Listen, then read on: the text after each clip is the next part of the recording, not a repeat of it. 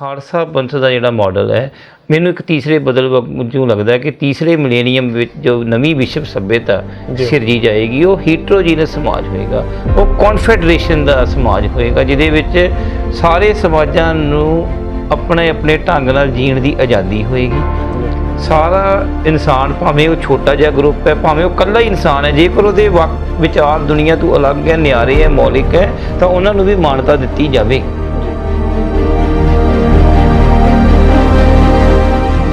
ਧਰਮ ਮਿੱਥ ਇਹ ਸਵਾਲਾਂ ਦੇ ਘੇਰੇ ਵਿੱਚ ਘਿਰ ਕੇ, ਔਰ ਜੋ ਸੂਰਜ ਸੀ ਜਾਂ ਚੰਦਰਮਾ ਸੀ ਸਾਡੇ ਸੱਭਿਆਚਾਰ ਦਾ ਕੇਂਦਰ ਸੀ, ਜਦੋਂ ਵਿਗਿਆਨਕ ਦ੍ਰਿਸ਼ਟੀਆਂ ਨੂੰ ਦੇਖਿਆ ਜਾਣ ਲੱਗਾ, ਗਲੀਲੀਓ, ਕੋਪਰਨਿਕਸ, ਇਹ ਜਾਗਰਣ ਕਾਲ ਦੇ ਸਾਇੰਟਿਸਟ ਹੈ, ਜਾਗਰਣ ਕਾਲ ਦੇ ਚਿੰਤਕ ਹੈ।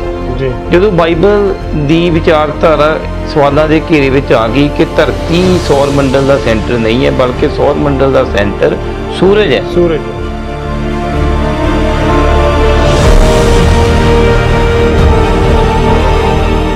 ਐਜੂਕੇਸ਼ਨ ਤੇ ਸਾਰੇ ਸਿਸਟਮ ਦੇ ਉੱਤੇ ਤਾਂ ਬ੍ਰਿਟਿਸ਼ਰਸ ਦਾ ਕਬਜ਼ਾ ਸੀ, ਯੂਰਪੀਅਨ ਦਾ ਸੀਗਾ, ਤਾਂ ਇੱਥੇ ਦੀ ਪੜ੍ਹੀ ਲਿਖੀ ਜਮਾਤ ਨੂੰ ਉਹਨਾਂ ਦੇ ਮਨ ਸਿਧਾ ਦਿੱਤੇ ਕਿ ਹਾਂ ਵੀ ਭਾਰਤ ਦਾ ਸੱਭਿਆਚਾਰ ਮੋਡਰਨਿਟੀ ਤੋਂ ਹੀਣਾ ਹੈ, ਪਛੜਿਆ ਹੋਇਆ ਹੈ, ਅੰਧ ਵਿਸ਼ਵਾਸੀ ਹੈ, ਇਹਦੇ 'ਚ ਕੁਝ ਚੰਗੀ ਗੱਲ ਹੈ ਨਹੀਂ ਹੈ।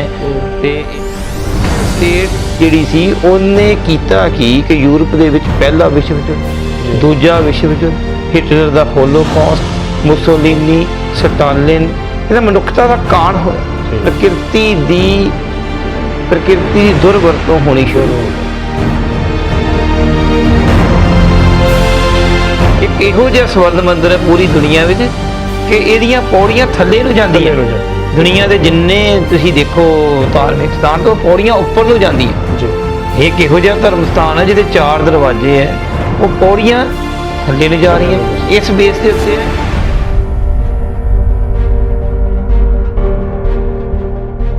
ਗੁਰਬਾਣੀ ਲਾਈਵ ਚੈਨਲ ਦੇਖ ਰਹੇ ਸਾਰੇ ਹੀ ਦਰਸ਼ਕਾਂ ਨੂੰ ਬਲਵਿੰਦਰ ਸਿੰਘ ਵੱਲੋਂ ਪਿਆਰ ਭਰੀ ਸਤਿ ਸ੍ਰੀ ਅਕਾਲ।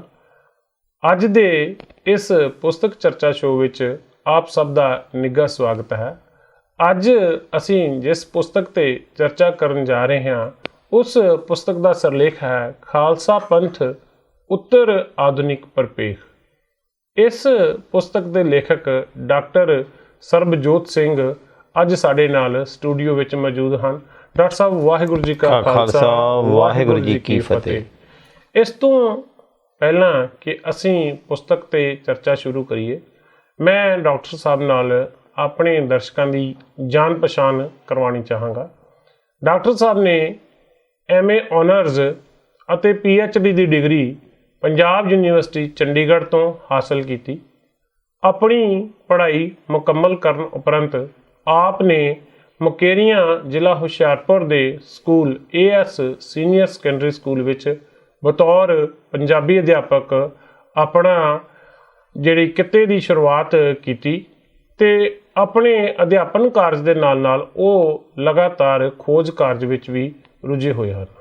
ਸੰਨ 2005 ਵਿੱਚ ਇਹਨਾਂ ਦੀ ਪਹਿਲੀ ਪੁਸਤਕ ਵਿਸ਼ਵੀਕਰਨ, ਸੱਭਿਆਚਾਰਕ ਬਦਲਾਵ ਅਤੇ ਪੰਜਾਬੀ ਨਾਵਲ ਪ੍ਰਕਾਸ਼ਿਤ ਹੋਈ ਸੀ, ਜਿਸ ਦਾ ਚਿੰਤਕਾਂ ਅਤੇ ਪਾਠਕਾਂ ਵੱਲੋਂ ਭਰਪੂਰ ਹੁੰਗਾਰਾ ਮਿਲਿਆ ਸੀ। ਉਸ ਉਪਰੰਤ ਹੁਣ ਇਹਨਾਂ ਦੀ ਦੂਸਰੀ ਪੁਸਤਕ ਖਾਲਸਾ ਪੰਥ ਉੱਤਰ ਆਧੁਨਿਕ ਪਰਪੇਖ ਪ੍ਰਕਾਸ਼ਿਤ ਹੋਈ ਹੈ। ਡਾਕਟਰ ਸਾਹਿਬ, ਮੈਂ ਜਾਣਨਾ ਚਾਹਾਂਗਾ ਕਿ ਇਹ ਪੁਸਤਕ ਲਿਖਣ ਦਾ ਸਬੱਬ ਕਿਵੇਂ ਬਣਿਆ ਤੇ ਤੁਸੀਂ ਇਸ ਦੇ ਵਿਸ਼ੇ ਦੀ ਚੋਣ ਕਿਵੇਂ ਕੀਤੀ? ਸਭ ਤੋਂ ਪਹਿਲਾਂ ਗੁਰਬਾਣੀ ਲਾਈਵ ਚੈਨਲ ਦੇ ਦਰਸ਼ਕਾਂ ਨੂੰ ਮੇਰੀ ਪਿਆਰ ਭਰੀ ਸਤਿ ਸ਼੍ਰੀ ਅਕਾਲ। ਬਲਵਿੰਦਰ ਜੀ, ਫਰਵਰੀ 2017 ਮੁਕੇਰੀਆਂ ਦੇ ਚੱਕ ਕਲਾਂ ਬਖਸ਼ ਪਿੰਡ ਵਿੱਚ ਦਸ਼ਮੇਸ਼ ਗਰਲਸ ਕਾਲਜ ਦੇ ਵਿੱਚ ਸ਼੍ਰੀ ਗੁਰੂ ਗੋਬਿੰਦ ਸਿੰਘ ਜੀ ਦੇ 350 ਸਾਲਾ ਪ੍ਰਕਾਸ਼ ਪੁਰਬ ਨੂੰ ਸਮਰਪਿਤ ਇੱਕ ਰਾਸ਼ਟਰੀ ਸੈਮੀਨਾਰ ਕਰਵਾਇਆ ਗਿਆ, ਜਿਸ ਵਿੱਚ ਮੈਂ ਰਿਸਰਚ ਪੇਪਰ ਪੜ੍ਹਨ ਗਿਆ ਸੀ। ਉਸੇ ਦਿਨ ਹੀ ਕਾਲਜ ਦੀ ਪ੍ਰਬੰਧਕੀ ਕਮੇਟੀ ਨੇ ਕਾਲਜ ਵਿੱਚ ਸ਼੍ਰੀ ਗੁਰੂ ਗੋਬਿੰਦ ਸਿੰਘ ਰਿਸਰਚ ਸੈਂਟਰ ਦਾ ਉਦਘਾਟਨ ਕੀਤਾ ਅਤੇ 1 ਸਾਲ ਦੇ ਰਿਸਰਚ ਪ੍ਰੋਜੈਕਟ ਦੇ ਲਈ ਖੋਜਾਰਥੀਆਂ ਕੋਲੋਂ ਸਿਨੋਪਸਿਸ ਮੰਗੇ। ਮੈਂ ਵੀ ਆਪਣਾ ਇੱਕ ਸਿਨੋਪਸਿਸ ਸ਼੍ਰੀ ਗੁਰੂ ਗੋਬਿੰਦ ਸਿੰਘ ਜੀ ਦੇ ਦਰਸ਼ਨ ਸੰਬੰਧੀ ਸਬਮਿਟ ਕਰਵਾਇਆ ਅਤੇ ਇਸ ਲਈ ਮੈਨੂੰ ਪਹਿਲੇ ਖੋਜਾਰਥੀ ਵਜੋਂ ਕਾਲਜ ਨੇ ਚੁਣ ਲਿਆ। ਭਾਵੇਂ ਇਸ ਖੋਜ ਪ੍ਰੋਜੈਕਟ ਦੀ ਸਮਾਂ ਸੀਮਾ 1 ਸਾਲ ਹੀ ਸੀ, ਪਰ ਵਿਸ਼ੇ ਦੀ ਵਿਸ਼ਾਲਤਾ ਅਤੇ ਗੰਭੀਰਤਾ ਨੂੰ ਦੇਖਦੇ ਹੋਏ ਇਹ 1 ਸਾਲ ਦਾ ਸਮਾਂ ਬਹੁਤ ਘੱਟ ਸੀ। ਮੇਰੇ ਉੱਤੇ ਕਾਲਜ ਦੇ ਪ੍ਰਸ਼ਾਸਨ ਨੇ ਸਮਾਂ ਸੀਮਾ ਦਾ ਕੋਈ ਦਬਾਅ ਨਹੀਂ ਬਣਾਇਆ, ਤਾਂ ਇਸ ਪ੍ਰੋਜੈਕਟ ਨੂੰ ਪੂਰਾ ਹੋਣ ਵਿੱਚ 3 ਸਾਲ ਤੋਂ ਜ਼ਿਆਦਾ ਸਮਾਂ ਲੱਗ ਗਿਆ ਜੀ। ਪ੍ਰਕਾਸ਼ਨ ਕਰਨ ਉਪਰੰਤ ਇਹ 3 ਜਾਂ 4 ਸਾਲ ਦਾ ਸਮਾਂ ਸੰਘਰਸ਼ ਭਰਿਆ ਸਮਾਂ ਸੀ। ਮੈਂ ਸਭ ਤੋਂ ਪਹਿਲਾਂ ਤਾਂ ਕਾਲਜ ਦੀ ਪ੍ਰਬੰਧਕੀ ਕਮੇਟੀ ਦਾ ਬਹੁਤ ਬਹੁਤ ਧੰਨਵਾਦੀ ਹਾਂ, ਜਿਨ੍ਹਾਂ ਨੇ ਮੈਨੂੰ ਲਿਖਣ ਲਈ ਪ੍ਰੇਰਨਾ ਦਿੱਤੀ ਅਤੇ ਮੇਰੀ ਵਿੱਤੀ ਮਦਦ ਵੀ ਕੀਤੀ ਅਤੇ ਪੁਸਤਕ ਨੂੰ ਪ੍ਰਕਾਸ਼ਿਤ ਵੀ ਕਰਵਾਇਆ। ਇਹਦੇ ਨਾਲ ਨਾਲ ਮੈਂ ਪ੍ਰੋਫੈਸਰ ਜਗਦੀਸ਼ ਸਿੰਘ ਹੋਰਾਂ ਦਾ ਬਹੁਤ ਧੰਨਵਾਦੀ ਹਾਂ, ਜਿਨ੍ਹਾਂ ਨੇ ਵਿਸ਼ੇ ਦੀ ਚੋਣ ਅਤੇ ਨਿਭਾ ਕਰਨ ਵਿੱਚ ਮੇਰੀ ਯੋਗ ਅਗਵਾਈ ਕੀਤੀ। ਪ੍ਰੋਫੈਸਰ ਜਗਦੀਸ਼ ਸਿੰਘ ਜੀ ਮੇਰੇ ਅਧਿਆਪਕ ਵੀ ਰਹੇ ਹਨ ਅਤੇ ਅੱਜ ਕੱਲ੍ਹ ਉਹ ਨਾਦ ਪ੍ਰਗਾਸ ਸੰਸਥਾ ਸ਼੍ਰੀ ਅੰਮ੍ਰਿਤਸਰ ਦੇ ਡਾਇਰੈਕਟਰ ਹਨ ਅਤੇ ਇਹਦੇ ਨਾਲ ਨਾਲ ਉਹ ਭਾਰਤੀ ਸਾਹਿਤ ਅਕੈਡਮੀ ਦਿੱਲੀ ਦੇ ਮੈਂਬਰ ਅਤੇ ਉੱਘੇ ਸਿੱਖ ਚਿੰਤਕ ਵੀ ਹਨ। ਜਿਸ ਤਰ੍ਹਾਂ ਕਿ ਡਾਕਟਰ ਸਾਹਿਬ ਪੁਸਤਕ ਦਾ ਸਰਲੇਖ ਹੈ ਖਾਲਸਾ ਪੰਥ ਉੱਤਰ ਆਧੁਨਿਕ ਪ੍ਰਪੇਖ, ਦਰਸ਼ਕ ਇਹ ਜਾਣਨਾ ਚਾਹਣਗੇ ਕਿ ਮਾਡਰਨਿਜ਼, ਪ੍ਰੀ ਮਾਡਰਨਿਜ਼ ਤੇ ਪੋਸਟ ਮੋਡਰਨਿਜ਼ ਉੱਤਰ ਆਧੁਨਿਕਤਾ ਕੀ ਹੈ? ਬਲਵਿੰਦਰ ਜੀ, ਤੁਸੀਂ ਸਵਾਲ ਪੁੱਛਿਆ ਸੀ ਕਿ ਵਿਸ਼ੇ ਦੀ ਚੋਣ ਕਿਵੇਂ ਹੋਈ। ਬਿਲਕੁਲ ਠੀਕ ਹੈ, ਅਤੇ ਤੁਸੀਂ ਹੁਣ ਉੱਤਰ ਆਧੁਨਿਕਤਾ ਅਤੇ ਆਧੁਨਿਕਤਾ ਬਾਰੇ ਵੀ ਸਵਾਲ ਪੁੱਛੇ ਹਨ। ਇਹ ਜਿਹੜੀ ਪੁਸਤਕ ਜਦੋਂ ਮੈਂ ਸ਼ੁਰੂ ਕਰਨੀ ਸੀ ਤਾਂ ਵੈਸੇ ਤਾਂ ਕਲੀਅਰ ਹੀ ਸੀ ਕਿ ਗੁਰੂ ਗੋਬਿੰਦ ਸਿੰਘ ਜੀ ਨਾਲ ਰਿਲੇਟਡ ਹੈ, ਤਾਂ ਇਹ ਉਹਦੇ ਨਾਲ ਹੀ ਸਾਰਾ ਕੁਛ ਗੁਰੂ ਗੋਬਿੰਦ ਸਿੰਘ ਜੀ ਦੀ ਫਿਲਾਸਫੀ ਨਾਲ ਰਿਲੇਟਡ ਹੋਏਗੀ।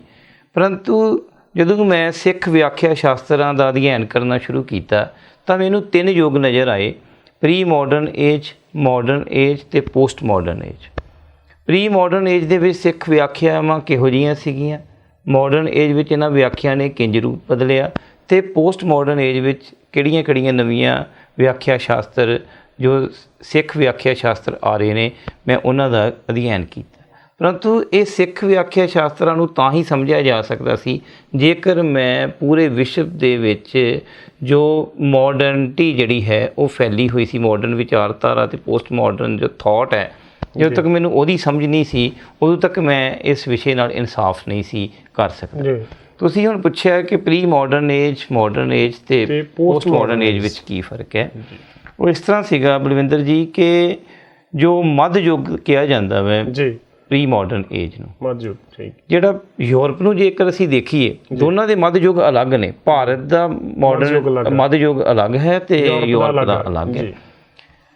ਪਲੈਟੋ, ਅਰਿਸਟੋਟਲ, ਸੁਕਰਾਤ, ਇਹਨਾਂ ਤੋਂ ਬਾਅਦ 1000 ਤੋਂ ਲੈ ਕੇ 1500 ਸਾਲਾਂ ਦੇ ਵਿੱਚ ਈਸਾਈ ਧਰਮ ਜਿਹੜਾ ਸੀ, ਕ੍ਰਿਸਚੈਨਿਟੀ ਦਾ ਜੋਰ ਰਿਹਾ ਯੂਰਪ ਦੇ ਵਿੱਚ।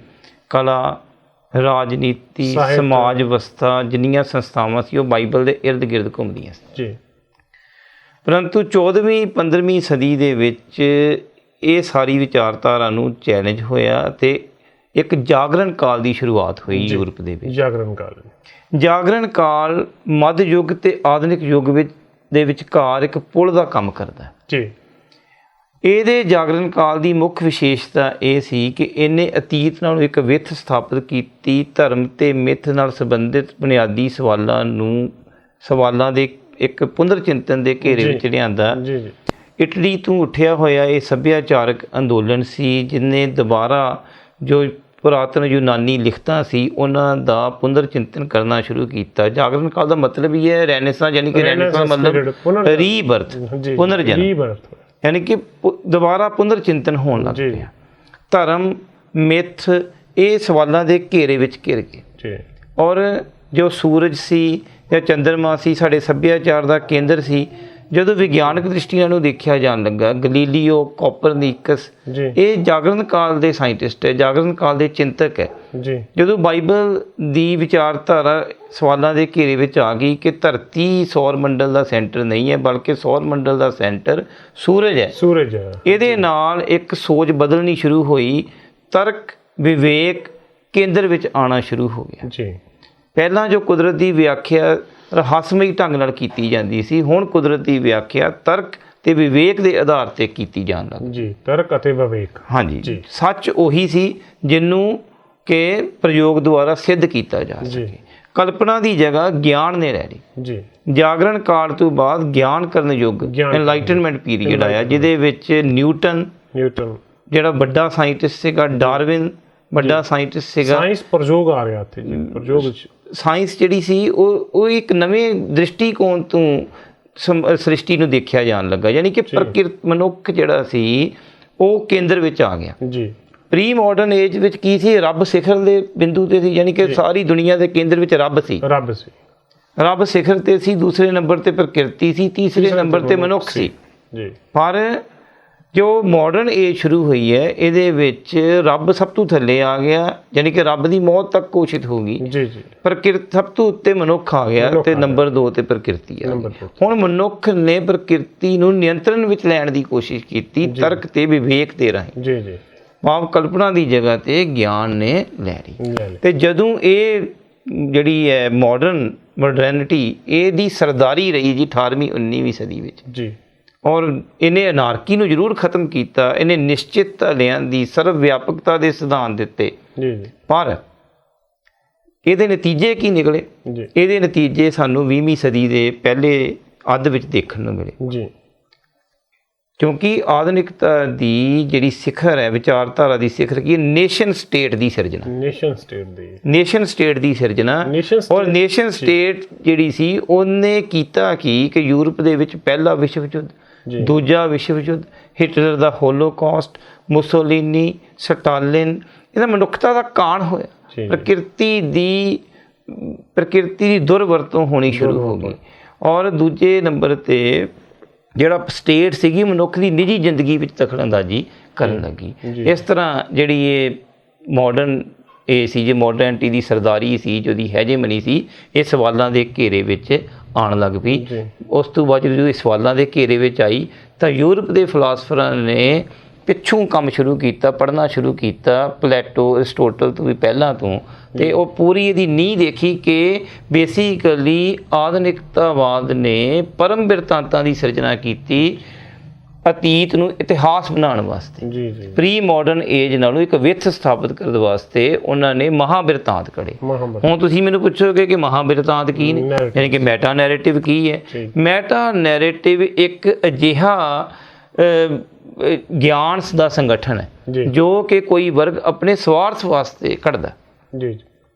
ਇਹ ਜਿਹੜੇ ਉੱਤਰ ਆਧੁਨਿਕ ਚਿੰਤਕ ਨੇ, ਇਹਨਾਂ ਨੇ ਤੇ ਇਹ ਸਿੱਧ ਵੀ ਕੀਤਾ ਕਿ ਵਿਗਿਆਨ ਜਿਹੜਾ ਸੀ ਉਹ ਸਟੇਟ ਦਾ ਨੌਕਰ ਬਣ ਕੇ ਰਿਹਾ, ਆਧੁਨਿਕ ਵਿਚਾਰਧਾਰਾ ਦਾ ਨੌਕਰ ਬਣ ਕੇ ਰਿਹਾ। ਉਹਨੇ ਨਿਰਪੇਖ ਸੱਚ ਦੀ ਸਥਾਪਨਾ ਕੀਤੀ, ਜਦ ਕਿ ਪੋਸਟ ਮਾਡਰਨਿਜ਼ਮ ਜਿਹੜੇ ਚਿੰਤਕ ਸੀ ਉਹਨਾਂ ਨੇ ਕਿਹਾ ਕਿ ਨਿਰਪੇਖ ਸੱਚ ਦੀ ਕੋਈ ਹੋਂਦ ਨਹੀਂ ਹੁੰਦੀ, ਇਹ ਹਮੇਸ਼ਾ ਫਾਸ਼ੀਵਾਦੀ ਸੋਚ ਨੂੰ ਜਨਮ ਦਿੰਦਾ ਜੀ। ਐਬਸੋਲਿਊਟ ਟਰੁੱਥ ਕਦੀ ਵੀ ਚੰਗੇ ਸਮਾਜ ਨਹੀਂ ਸਿਰਜਦਾ, ਇਹ ਫਾਸ਼ੀਵਾਦੀ ਸੋਚ ਨੂੰ ਜਨਮ ਦਿੰਦਾ ਹੈ, ਜਦ ਕਿ ਇਹਦੀ ਜਗ੍ਹਾ 'ਤੇ ਸਾਪੇਖ ਸੱਚ ਹੋਣੇ ਚਾਹੀਦੀ ਹੈ, ਰਿਲੇਟਿਵ ਟਰੁੱਥ ਹੋਣੇ ਚਾਹੀਦੇ ਹਨ ਜੀ। ਇਸ ਦੇ ਨਾਲ ਹੀ ਤੁਸੀਂ ਗੱਲ ਕੀਤੀ ਇਸ ਦੇ ਵਿੱਚ ਪੂੰਜੀਵਾਦ ਦੀ, ਮਾਰਕਸਵਾਦ ਤੇ ਉੱਤਰ ਮਾਰਕਸਵਾਦ ਦੀ। ਜਿੱਥੇ ਤੱਕ ਸਵਾਲ ਪੈਦਾ ਹੁੰਦਾ ਹੈ ਮਾਰਕਸਵਾਦ ਦਾ ਜਾਂ ਪੂੰਜੀਵਾਦ ਦਾ, ਇਹਦੇ ਵਿੱਚ ਇੱਕ ਬੇਲੋੜੀ ਖਪਤ ਦੀ ਗੱਲ ਵੀ ਆਉਂਦੀ ਹੈ ਜਿਹਦੇ ਨਾਲ ਪ੍ਰਕਿਰਤੀ ਨੂੰ ਨੁਕਸਾਨ ਹੋਇਆ, ਉਹਦੇ ਬਾਰੇ ਦਰਸ਼ਕਾਂ ਨੂੰ ਦੱਸੋ। ਬਿਲਕੁਲ ਠੀਕ ਹੈ ਜੀ, ਬਹੁਤ ਵਧੀਆ ਸਵਾਲ ਕੀਤਾ ਤੁਸੀਂ। ਇਹ ਬਲਵਿੰਦਰ ਜੀ, ਜਿਹੜੇ ਆਧੁਨਿਕਤਾ ਸੀਗੀ, ਆਮ ਲੋਕੀ ਸਮਝਦੇ ਆ ਕਿ ਪੂੰਜੀਵਾਦ ਤੇ ਸਮਾਜਵਾਦ ਦੋਨੋਂ ਅਲੱਗ-ਅਲੱਗ ਚੀਜ਼ਾਂ ਨੇ ਜੀ, ਪਰ ਜੇ ਤੁਸੀਂ ਇਹਨੂੰ ਬਰੀਕੀ ਵਿੱਚ ਜਾਓਗੇ ਤਾਂ ਆਧੁਨਿਕਤਾ ਤੇ ਹੀ ਦੋ ਸੰਸਕਰਨ ਹੈਗੇ ਆ ਜੀ। ਦੋਨਾਂ ਦਾ ਬੇਸ ਪੂੰਜੀ ਹੀ ਹੈ, ਦੋਨਾਂ ਦਾ ਬੇਸ ਕੈਪੀਟਲ ਹੀ ਹੈ। ਪੂੰਜੀਵਾਦ ਕੀ ਕਰਦਾ ਵਾ ਜੀ, ਕਿਰਤੀ ਦੁਆਰਾ ਕਮਾਈ ਹੋਈ, ਜਿਹੜੀ ਕਿਰਤੀ ਦੁਆਰਾ ਬਣਾਇਆ ਹੋਇਆ ਸਰਪਲਸ ਵੈਲਿਊ ਹੈ ਜੀ, ਜੋ ਕਿਰਤੀ ਆਪਣੀ ਮਿਹਨਤ ਨਾਲ ਸਰਪਲਸ ਵੈਲਿਊ ਪੈਦਾ ਕਰਦਾ ਹੈ, ਉਹਨੂੰ ਪੂੰਜੀਪਤੀ ਹਥਿਆ ਲੈਂਦਾ, ਉਹਨੂੰ ਫਿਰ ਦੁਬਾਰਾ ਪੂੰਜੀ ਵਿੱਚ ਨਿਵੇਸ਼ ਕਰਦਾ ਜੀ। ਯਾਨੀ ਕਿ ਪੂੰਜੀਪਤੀ ਲੁੱਟ ਖਸੁੱਟ ਕਰਦਾ ਉਸ ਪੂੰਜੀਵਾਦੀ ਸਮਾਜ ਵਿੱਚ। ਤੇ ਸਮਾਜਵਾਦ ਵਿੱਚ ਕੀ ਹੈ, ਸਮਾਜਵਾਦ ਵਿੱਚ ਜਿਹੜੀ ਸਰਪਲਸ ਵੈਲਿਊ ਪੈਦਾ ਕੀਤੀ ਕਿਰਤੀ ਨੇ, ਉਹ ਬਾਬੂ ਵਰਗ ਹਥਿਆ ਕੇ ਲੈ ਜਾਂਦਾ, ਬਰਜੂਆ ਜਮਾਤ ਤੇ ਪ੍ਰੋਲੇਤਾਰੀ ਵਰਗ ਜਿਹੜਾ ਜੀ, ਠੀਕ ਹੈ, ਜਿਹੜੀ ਬਿਊਰੋਕ੍ਰੇਸੀ ਜਿਹੜੀ ਹੈ ਉਹ ਉਹਨੂੰ ਹਥਿਆ ਕੇ ਲੈ ਜਾਂਦੀ ਹੈ ਜੀ। ਭਾਵ ਇਹਨਾਂ ਦੋਨਾਂ ਦਾ ਬੇਸ ਪੂੰਜੀ ਹੈ। ਇਹ ਪੂੰਜੀਵਾਦ ਤੇ ਸਮਾਜਵਾਦ ਦੋਨੋਂ ਹੀ ਪਰ ਨੂੰ ਐਕਸੈਪਟ ਨਹੀਂ ਕਰਦੇ ਜੀ। ਇਹ ਪਰ ਦੇ ਪ੍ਰਤੀ ਪ੍ਰੇਮ ਭਾਵਨਾ ਨਹੀਂ ਨਹੀਂ ਰੱਖਦੇ। ਰੱਖਦੇ। ਇਹ ਇੱਥੇ ਨਿਜਤਾ ਹਾਵੀ ਹੁੰਦੀ ਹੈ, ਵਿਅਕਤੀਵਾਦ ਭਾਰੂ ਹੁੰਦਾ ਇਹਨਾਂ ਦੋਨਾਂ ਹੀ ਮਾਡਲਾਂ ਦੇ ਵਿੱਚ। ਜੀ ਜੀ। ਪੂੰਜੀਵਾਦੀ ਮਾਡਲ ਤੇ ਸਮਾਜਵਾਦੀ ਮਾਡਲ ਦੋਨਾਂ ਨੇ ਹੀ ਮਨੁੱਖ ਨੂੰ ਵਾਅਦਾ ਕੀਤਾ ਮੁਕਤੀ ਦਾ। ਜੀ ਜੀ। ਦੋਨਾਂ ਨੇ ਧਰਵਾਸ ਦਿੱਤੀ ਸੀ ਕਿ ਮਨੁੱਖ ਦੀ ਮੁਕਤੀ ਜਿਹੜੀ ਹੈ ਉਹ ਹੋਏਗੀ ਪ੍ਰਗਤੀਕਰਨ ਵਿੱਚ, ਕਿਉਂਕਿ ਪ੍ਰਗਤੀ ਦੀ ਵੱਡੀ ਮਿੱਥ ਸੀਗੀ। ਜੀ। ਦੋਨਾਂ ਨੇ ਪ੍ਰਗਤੀ ਦੀ ਮਿੱਥ ਸਿਰਜੀ ਹੈ ਜੀ। ਔਰ ਇਹਨਾਂ ਨੇ ਕਿਹਾ ਸੀ ਕਿ ਮਨੁੱਖ ਦੀ ਐਮੈਂਸੀਪੇਸ਼ਨ ਹੋਏਗੀ, ਮਨੁੱਖ ਜਿਹੜਾ ਹੈ ਆਜ਼ਾਦ ਹੋਏਗਾ, ਪਰੰਤੂ ਮਨੁੱਖ ਅੱਗੇ ਨਾਲੋਂ ਵੀ ਵੱਧ ਗੁਲਾਮ ਹੋ ਗਿਆ। ਜੀ। ਮਨੁੱਖ ਨੇ ਦੂਸਰੇ ਨੂੰ ਸਵੀਕਾਰ ਕਰਨਾ ਛੱਡ ਦਿੱਤਾ, ਮਨੁੱਖ ਵਿਜੋਗੀ ਹੋ ਗਿਆ, ਮਨੁੱਖ ਉਦਾਸੀਨ ਹੋ ਗਿਆ। ਜੀ। ਇਹ ਇਹਨਾਂ ਦੀ ਸੀਗੀ ਗੱਲ। ਪਰ ਮਾਡਰਨ ਯੁੱਗ ਅਜੇ ਤੱਕ ਜੇ ਅਸੀਂ ਦੇਖਿਆ ਜਾਵੇ ਤਾਂ ਸਾਡੇ ਦੇਸ਼ ਵਿੱਚ ਅਜੇ ਤੱਕ ਪੂਰੀ ਤਰ੍ਹਾਂ ਮਾਡਰਨ ਯੁੱਗ ਨਹੀਂ ਆਇਆ। ਪਰ ਕੀ ਲੋੜ ਪੈ ਗਈ ਕਿ ਯੂਰਪ ਦੇ ਵਿੱਚ ਮਾਡਰਨ ਯੁੱਗ ਤੋਂ ਬਾਅਦ ਪੋਸਟ ਮਾਡਰਨ ਯੁੱਗ ਦੀ ਜ਼ਰੂਰਤ ਪੈ ਗਈ, ਉਹਨਾਂ ਨੂੰ ਜੋ ਪੋਸਟ ਮਾਡਰਨਾਈਜੇਸ਼ਨ ਦੀ ਜ਼ਰੂਰਤ ਪੈ ਗਈ? ਸਰਦਾਰ ਬਲਵਿੰਦਰ ਸਿੰਘ ਹਰਾਂ ਨੇ ਬਹੁਤ ਹੀ ਵਧੀਆ ਇਹ ਸਵਾਲ ਕੀਤਾ ਹੈ। ਸਰਦਾਰ ਜੀ, ਜਿਹੜਾ ਪੋਸਟ ਮਾਡਰਨ ਏਜ ਹੈ ਨਾ, ਇਹਨੂੰ ਸੱਚਮੁੱਚ ਸਮਝਣਾ ਬੜਾ ਜ਼ਰੂਰੀ ਹੈ ਕਿ ਜਿਹੜੀ ਯੂਰਪ ਵਿੱਚ ਪੈਦਾ ਹੋਈ ਸੀ, ਮਾਡਰਨ ਏਜ ਸਾਡੇ ਇੱਥੇ ਨਹੀਂ ਪੈਦਾ ਹੋਈ। ਮਾਡਰਨਿਟੀ ਦੀ ਜਿਹੜੀ ਇਹ ਸਿਧਾਂਤ ਹੈ, ਇਹ ਯੂਰਪ ਦੀ ਵਿਚਾਰਧਾਰਾ ਹੈ ਜੀ। ਇਹ ਸਾਡੇ ਤੱਕ ਕਿਵੇਂ ਪਹੁੰਚੀ?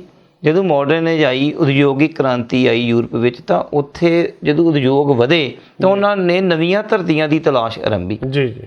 ਨਵੀਆਂ ਧਰਤੀਆਂ ਨੂੰ ਗੁਲਾਮ ਬਣਾਉਣ ਵਾਸਤੇ ਜਦੋਂ ਸਾਮਰਾਜਵਾਦ ਦਾ ਪਸਾਰ ਹੋਇਆ, ਕਲੋਨੀਅਲ ਪੀਰੀਅਡ ਦੀ ਸ਼ੁਰੂਆਤ ਹੋ ਗਈ, ਤਾਂ ਜਦੋਂ ਕਲੋਨੀਜ਼ ਬਣਾਈਆਂ ਇਹਨਾਂ ਨੇ, ਤਾਂ ਉਹ ਆਪਣੇ ਨਾਲ ਮਾਡਰਨਿਟੀ ਦੀ ਵਿਚਾਰਧਾਰਾ ਵੀ ਨਾਲ ਲੈ ਕੇ ਆਏ। ਤਾਂ ਇਹਦਾ ਮਤਲਬ ਇਹ ਹੈ ਕਿ ਤੀਸਰੀ ਦੁਨੀਆ ਦੇ ਦੇਸ਼ਾਂ ਦੇ ਵਿੱਚ ਮਾਡਰਨਿਟੀ ਯੂਰਪ ਦੇ ਰਾਹੀਂ ਆਈ ਹੈ, ਕਿਉਂਕਿ ਇਹ ਯੂਰਪ ਕੇਂਦਰਿਤ ਵਿਚਾਰਧਾਰਾ ਹੈ। ਇਹ ਸਾਡੀਆਂ ਪਰਿਸਥਿਤੀਆਂ ਦੇ ਵਿੱਚੋਂ ਪੈਦਾ ਨਹੀਂ ਸੀ ਹੋਈ। ਇਸ ਗੱਲ ਦਾ ਪਤਾ ਸਾਨੂੰ ਬਾਅਦ ਵਿੱਚ ਲੱਗਾ ਕਿ ਅੰਗਰੇਜ਼ ਜਿਹੜੇ ਬ੍ਰਿਟਿਸ਼ਰ ਸੀਗੇ ਜਾਂ ਯੂਰਪੀਅਨ ਕੰਟਰੀ ਸੀ, ਇਹਨਾਂ ਨੇ ਪੂਰਬ ਦੇ ਸੱਭਿਆਚਾਰਾਂ ਨੂੰ ਅਲਪ ਸੱਭਿਆਚਾਰ ਕਿਹਾ ਅਤੇ ਆਪਣੀ ਸਵੈ ਉੱਤਮਤਾ ਦੀ ਮਿੱਥ ਦੇ ਵਿੱਚ ਉਹ ਫਸੇ ਰਹੇ। ਸਵੈ ਉੱਤਮਤਾ ਦੀ ਮਿੱਥ ਸਦਕਾ ਉਹਨਾਂ ਨੇ ਭਾਰਤ ਦੇ ਸੱਭਿਆਚਾਰ, ਜੋ ਪ੍ਰਾਚੀਨ ਸੱਭਿਆਚਾਰ ਸੀ, ਉਹਨੂੰ ਉਹਨਾਂ ਨੇ ਅੰਧ ਵਿਸ਼ਵਾਸੀ ਕਹਿਣਾ ਸ਼ੁਰੂ ਕਰ ਦਿੱਤਾ, ਉਹਨੂੰ ਤਰਕਹੀਣ ਕਹਿਣਾ ਸ਼ੁਰੂ ਕਰ ਦਿੱਤਾ। ਅਤੇ ਇੱਥੇ ਦੇ ਲੋਕਾਂ ਦੇ ਦਿਲਾਂ ਦੇ ਵਿੱਚ ਉਹਨਾਂ ਨੇ ਗੱਲ ਪਾ ਦਿੱਤੀ, ਜੋ ਇੱਥੇ ਦਾ ਪੜ੍ਹਿਆ ਲਿਖਿਆ ਸਮਾਜ, ਕਿਉਂਕਿ ਐਜੂਕੇਸ਼ਨ ਤੇ ਸਾਰੇ ਸਿਸਟਮ ਦੇ ਉੱਤੇ ਤਾਂ ਬ੍ਰਿਟਿਸ਼ਰਸ ਦਾ ਕਬਜ਼ਾ ਸੀ, ਯੂਰਪੀਅਨ ਦਾ ਸੀਗਾ। ਤਾਂ ਇੱਥੇ ਦੀ ਪੜ੍ਹੀ ਲਿਖੀ ਜਮਾਤ ਨੂੰ ਉਹਨਾਂ ਨੇ ਉਹਨਾਂ ਦੇ ਮਨ ਸਿਧਾ ਦਿੱਤੇ ਕਿ ਹਾਂ ਵੀ ਭਾਰਤ ਦਾ ਸੱਭਿਆਚਾਰ ਮਾਡਰਨਿਟੀ ਤੋਂ ਹੀਣਾ ਹੈ, ਪਛੜਿਆ ਹੋਇਆ ਹੈ, ਅੰਧ ਵਿਸ਼ਵਾਸੀ ਹੈ, ਇਹਦੇ 'ਚ ਕੁਝ ਚੰਗੀ ਗੱਲ ਹੈ ਨਹੀਂ ਹੈ, ਅਤੇ ਇਹ ਵਹਿਮ ਭਰਮਾਂ 'ਚ ਅਸੀਂ ਪਏ ਰਹਾਂਗੇ, ਸੁਪਰਸਟੀਸ਼ਨਸ 'ਚ ਹੀ ਪਏ ਰਹਾਂਗੇ। ਜਿਹੜਾ ਐਬਸੋਲਿਊਟ ਟਰੂਥ ਹੈ ਉਹ ਵਿਗਿਆਨ ਦੇ ਵਿੱਚ ਹੀ ਸਮਾਇਆ ਹੋਇਆ ਹੈ, ਅਤੇ ਸਾਡੇ ਜਿਹੜੇ ਧਰਮ ਤੇ ਮਿੱਥੇ ਪੁਰਾਤਨ ਆਊਟਡੇਟਡ ਹੋ ਚੁੱਕੇ ਹੈ। ਅਤੇ ਸੈਕੂਲਰਿਜ਼ਮ ਦਾ ਕੰਸੈਪਟ ਵੀ ਮਾਡਰਨਾਈਜੇਸ਼ਨ ਤੋਂ ਹੀ ਆਇਆ, ਕਿਉਂਕਿ ਜਿਹੜੀ ਈਸਾਈ ਪ੍ਰੋਟੈਸਟੈਂਟ ਹੈਗਾ, ਇਹਨੇ ਵੀ ਮਾਡਰਨਿਟੀ ਲਿਆਉਣ ਵਿੱਚ ਬਹੁਤ ਰੋਲ ਨਿਭਾਇਆ। ਈਸਾਈ ਪ੍ਰੋਟੈਸਟੈਂਟ ਜਿਹੜਾ ਸੀ, ਉਹਨੇ ਸੈਕੂਲਰਿਜ਼ਮ ਦਾ ਵਿਚਾਰ ਦਿੱਤਾ ਕਿ ਧਰਮ ਇੱਕ ਨਿੱਜੀ ਮਾਮਲਾ ਹੈ। ਇਸ ਕਰਕੇ ਜਦੋਂ ਇਹ ਰੈਨੇਸਾਂ ਪੀਰੀਅਡ ਆਇਆ ਸੀ ਤਾਂ ਇੰਗਲੈਂਡ ਵਿੱਚ ਪਾਰਲੀਮੈਂਟ ਤੇ ਧਰਮ ਦੀ ਵਿੱਤ ਸਥਾਪਿਤ ਹੋ ਗਈ ਸੀ। 1799 ਵਿੱਚ ਫਰਾਂਸ ਦੀ ਕ੍ਰਾਂਤੀ ਆਈ ਤਾਂ ਉਹਨੇ ਰਾਜੇ ਦੇ ਦੈਵੀ ਅਧਿਕਾਰਾਂ ਨੂੰ ਖਤਮ ਕਰ ਦਿੱਤਾ। ਇਹ ਤਾਂ ਚੰਗੀ ਗੱਲ ਸੀ।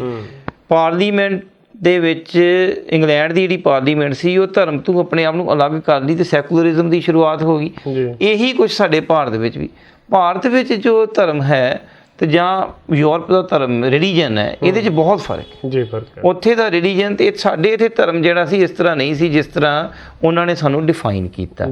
ਉਹ ਜਿਹੜਾ ਸ਼ਬਦ ਇਹਨਾਂ ਨੇ ਘੜਿਆ ਭਾਰਤ ਨੂੰ, ਜਦੋਂ ਪੱਛਮ ਨੇ ਮਾਡਰਨਿਟੀ ਦੀ ਅੱਖ ਤੋਂ, ਤਰਕਵਾਦ ਦੀ ਅੱਖ ਤੋਂ ਉਹਨੂੰ ਛੁਟੇਰੇ ਅਦਰ ਦੀ ਅੱਖ ਤੋਂ, ਸਾਨੂੰ ਅਸੀਂ ਉਹਨਾਂ ਵਾਸਤੇ ਅਦਰ ਸੀ। ਜਦੋਂ ਇਸ ਅੱਖ ਤੋਂ ਸਾਨੂੰ ਦੇਖਿਆ ਤਾਂ ਉਹ ਟਰਮ ਘੜੀ ਓਰੀਐਂਟਲਿਜ਼ਮ, ਉਹਨਾਂ ਨੇ ਨਵੇਂ ਟੂਲ, ਪੂਰਬਵਾਦ ਟਰਮ ਘੜੀ। ਉਹ ਪੂਰਬਵਾਦ ਦੀ ਧਾਰਨਾ ਜਿਹੜੀ ਸੀ, ਉਹਦੇ ਵਿੱਚ ਵਰਲਡ ਲੈਵਲ ਦੇ ਉੱਤੇ ਸਾਡੇ ਜਿਹੜੇ ਸਮਾਜ ਸੀ, ਸਾਡੇ ਸੱਭਿਆਚਾਰ ਸੀ, ਉਹਨਾਂ ਨੂੰ ਪੱਛਮ ਦੀ ਦ੍ਰਿਸ਼ਟੀ ਤੋਂ ਰਿਪਰੈਜ਼ੈਂਟ ਕੀਤਾ ਗਿਆ ਕਿ ਇਹ ਭਾਰਤ ਦਾ ਸਮਾਜ ਹੈ, ਜਦ ਕਿ ਸਾਡੇ ਜਿਹੜੀ ਸਾਡੀ ਮੌਲਿਕਤਾ ਸੀਗੀ, ਉਹਨੂੰ ਅੱਖੋਂ ਓਹਲੇ ਕੀਤਾ ਗਿਆ।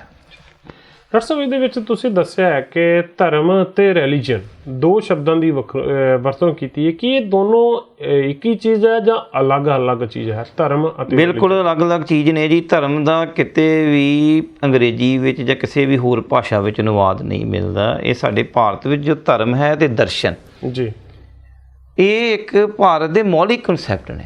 ਜੀ। ਜੇਕਰ ਯੂਰਪ ਦੇ ਵਿੱਚ ਜਿਹੜੀ ਪ੍ਰਕਿਰਤੀ ਵਿਗਿਆਨ ਪੈਦਾ ਹੋਏ, ਨੈਚੁਰਲ ਸਾਇੰਸਿਸ ਪੈਦਾ ਹੋਈਆਂ, ਤੇ ਭਾਰਤ ਵਿੱਚ ਇਨਰ ਸਾਇੰਸ ਪੈਦਾ ਹੋਈ। ਜੀ। ਤਾਂ ਸਾਡੇ ਇੱਕ ਆਪਣੇ ਓਰੀਜਨਲ ਕਨਸੈਪਟ ਹੈਗੇ ਹੈ। ਜੀ। ਧਰਮ ਦਾ ਅਰਥ ਇੱਥੇ ਧਾਰਨ ਕਰਨਾ ਵੀ ਹੈ। ਧਰਮ ਦੇਖੋ, ਗੁਰਬਾਣੀ ਵਿੱਚ ਜਪਜੀ ਸਾਹਿਬ 'ਚ ਗੁਰੂ ਨਾਨਕ ਦੇਵ ਜੀ ਕਹਿੰਦੇ ਨੇ, ਧੌਲ ਧਰਮ ਦਇਆ ਕਾ ਪੂਤ, ਦਇਆ ਕਾ ਪੂਤ, ਸੰਤੋਖ ਥਾਪ ਰੱਖਿਆ ਜਿਨ ਸੂਤ। ਜੀ। ਧਰਮ ਕੀ ਹੈ? ਦਇਆ ਦਾ ਪੁੱਤਰ ਹੈ। ਜੀ। ਧਰਮ ਤਾਂ ਇੱਕ ਜੀਵਨ ਜਾਚ ਹੈ।